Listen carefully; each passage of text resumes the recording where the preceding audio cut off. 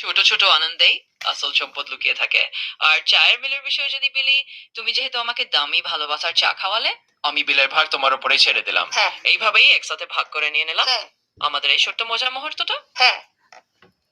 হ্যাঁ, এই মজার মুহূর্তটা তো আমাদের কাছে আজকের দিনের সবচেয়ে সুন্দর অংশ। একদম ঠিক। এই মজার মুহূর্তটাই আমাদের হ্যাঁ। দিনের সবচেয়ে সুন্দর অংশ হয়ে থাকলো। এরকম ছোট্ট আছি। কোক, তুমি যখনই শুরু করতে চাও, আমি শুনছি। হ্যাঁ, তাহলে আজকের এই চা আর কথার মাঝে একটা কথা বলি।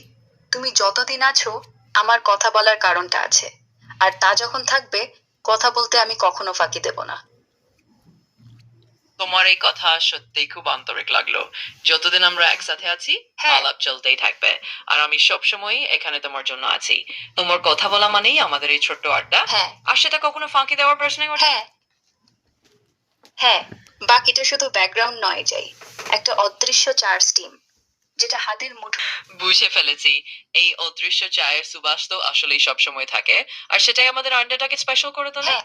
তাহলে ঠিক আছে। এবার আমি ধরে হ্যাঁ। নিলাম যে আমি চায়ের বিল দিয়ে দিলাম। হ্যাঁ। যেহেতু সবটাই কল্পনা, তাই কোনো হ্যাঁ, চা ঝামেলাই তো নেই।